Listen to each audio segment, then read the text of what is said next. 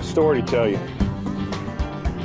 The year right now is 2021. I'm going to start telling you a story that took place on a day in May 1995 in Calhoun City, Mississippi. About 40-something miles from Oxford, just north of West Point, kind of like the central eastern side of Mississippi. I'm going to tell you that story today. It takes a twist in the end. I don't know if I'm going to get to it, but here goes. I hope you enjoy.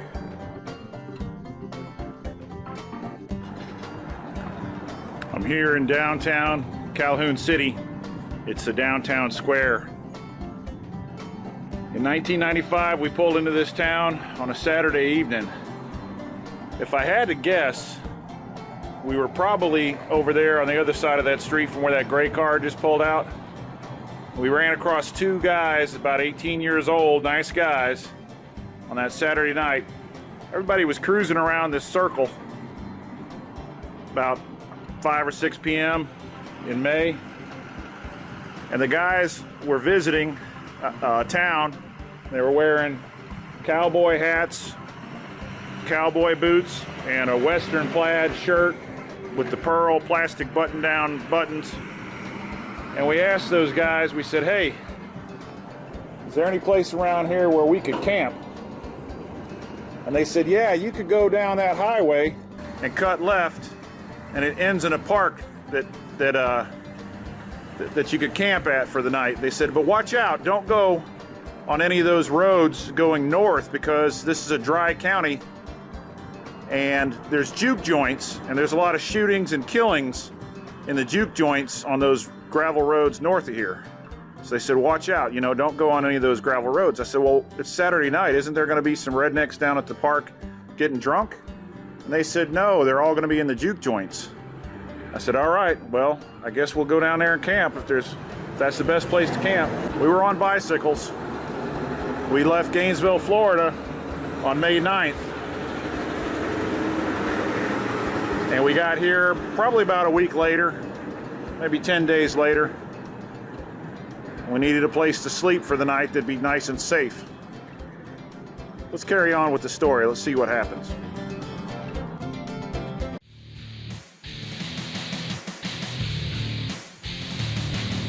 This community, from my experience and my perception, might be one of the meanest, most dangerous communities in the South as far as white men, rednecks, trouble, chaos. Bigcreek, Mississippi. They warned us, don't accidentally come down to Bigcreek on a Saturday night. The Juke Joints are rowdy. Stabbings and shootings. Don't find yourself down there at Bigcreek. It'll be real bad if you do. Make sure you stay on the main road, go down to the park. Camp down at the park. Do not go to Bigcreek, because people get killed at Bigcreek on a Saturday night.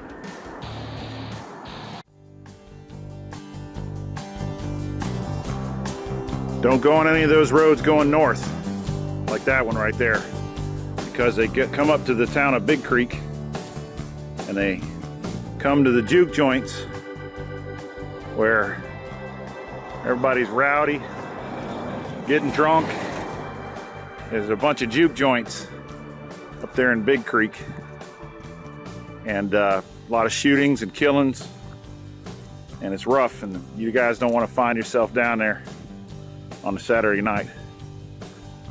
So, well, what about the park? Is anybody going to be getting drunk at the park? And they said, no, they're all going to be down at the juke joints. There's a string of juke joints. I don't know how many there is. 3, 4, 5. I don't know if somebody's turned one into a house or if it's still operational. I don't know. But I imagine this is what we got going on here.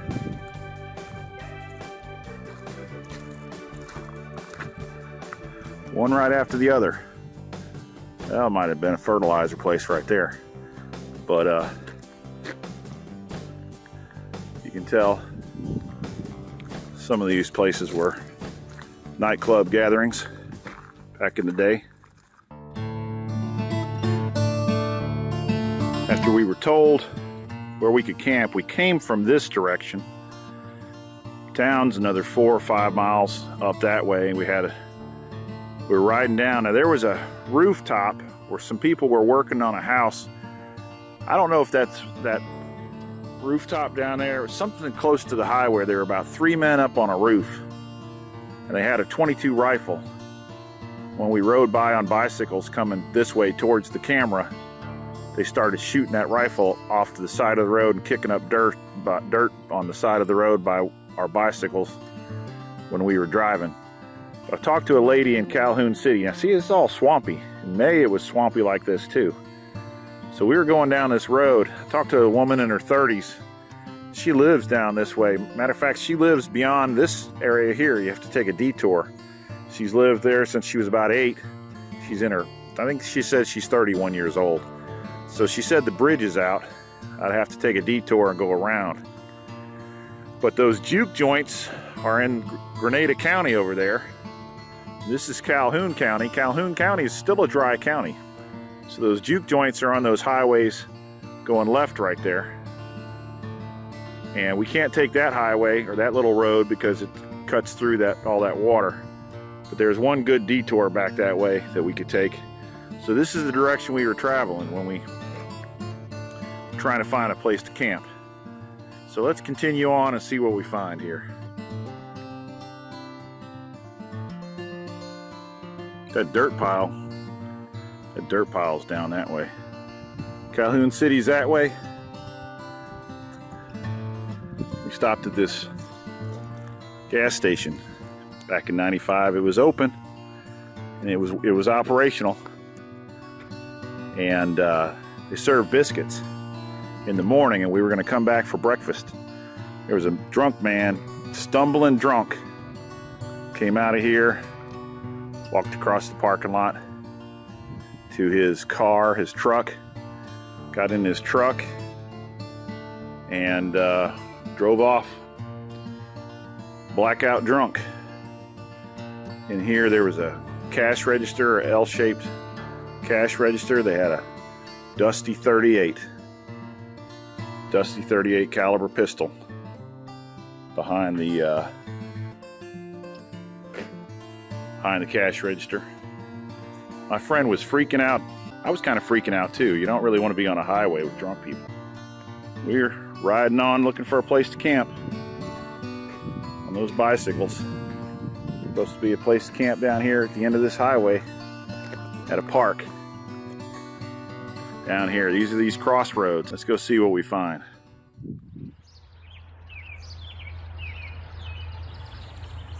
So we were riding, we got into this patch of woods, and Aaron said, Steve, man, let's just camp in these woods. Let's just get off this road. Now, we had already been shot at. We'd already seen the stumbling drunk guy. Let's just camp in these woods. I said, man, I need to get clean. I am hot and sweaty. I've been riding a bike all day. I have got to get in the lake. I've got to get in the lake and get cleaned up. Calhoun City's that way. We were coming down. As you see, it's real swampy everywhere. Right about here, before this guardrail was put up, we were coming down, and there would have been a concrete, like an access to the water. I don't know if it's that same area or not, but there was a concrete picnic table. It was muddy, and we just passed it. And we kept going down this road right here.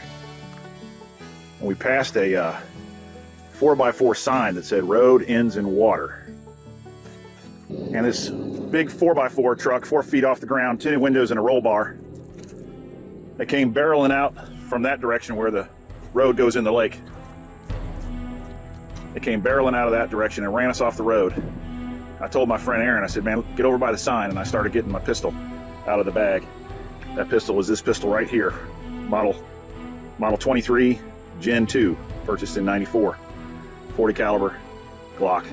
So I started pulling that pistol out of that bag, And he says, man, what are you doing? What are you doing? And I said, they're coming back for us. Take a look, they're coming back for us. And I had that pistol behind my leg, and that passenger hung out the window with a metal pipe. And all he could do was hit that sign, and I'm sure his hand started ringing and stinging. I could have raised up that pistol and popped him in the chest. It would have been justified. But in my mind, I told myself, if they stop and have a weapon, I'm gonna have to shoot him and kill him. And we came back from that sign. They went back towards that curve in the road, towards that lake, and they were gone for a while. I told my friend, I said, get back over by that concrete picnic table. Get back over by that concrete picnic table, and we'll just sit on the concrete picnic table. By about that time, they hadn't come back, and we got in some bushes. I don't know if it's those bushes or it's 26 years ago. And they drove back looking for us. And there's a side road that cuts off to the right up there. So people came out of that side road in a car fishing. They had fishing poles sticking out of their windows. And the rednecks in the truck asked the guys fishing if they'd seen anybody on bicycles. So what we did, it started getting dark. I mean, it was pretty dark by about that time. It was very much sunset. We ended up cutting through the gravel road that cuts right down there. And that came out to where they were fishing in some pilings from an old bridge. And we had to wade across the creek, the swamp. It was probably about chin deep. We each helped one another carry the bicycles across. Once we got across that bridge, we knew nobody was going to come behind us. We'd walked our bicycles down that gravel road to make sure that they couldn't get to us. And make sure we could hear enough to jump in the bushes or whatever again and hide again. And when we were in that first set of bushes, I took off my reflective vest and I put on my green Gore-Tex jacket. And he had a yellow jersey, and he took his yellow jersey off, and the mosquitoes were tearing him alive. I mean, they were bad for me too, but I had that Gore-Tex protecting me. So we got to that creek, and we crossed that creek, and once we got across the creek, we knew that we were going to be okay. We knew that nobody could come from that highway and get to us. That's the story. And again, I mentioned it takes a twist. We ended up getting to a blacktop road at the edge of the county, that direction, and we doubled back, and we camped in some woods. I had a good night's sleep. We woke up at 7 o'clock in the morning to get the hell out of there. Down that road right there, a mile or two, is where that assault took place with the rednecks. But it's across a swamp and a bridge that's out. And this road didn't have all these trees here 26 years ago. This was more open fields. We came up this road to this blacktop highway. Once we hit this blacktop highway, we knew that the rednecks wouldn't necessarily find us. We knew we were far enough away from the Juke Joints. It was pretty dark at night, and we doubled back down that road and cut left in a patch of woods that was there at the time. Like I say, there wasn't these trees right here, but there was a patch of woods that probably looked like that across a field. So we went across the field on that side and we camped. But if I went down that road right there, it would come to that creek and that swamp. So what we did was we came out at 7 o'clock in the morning.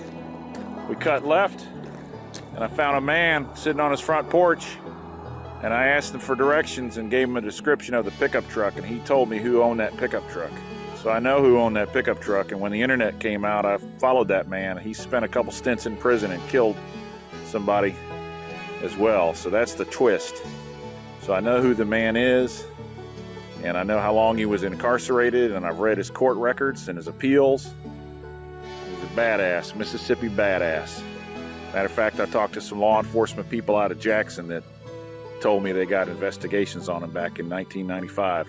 I guess this is where the story ends for now. Appreciate y'all listening to it. Feel free to like, subscribe, comment, tell me what you think. We survived that night. We didn't have to kill anybody. It's all about trying to get away if you can and using deadly force if you have to. Take care.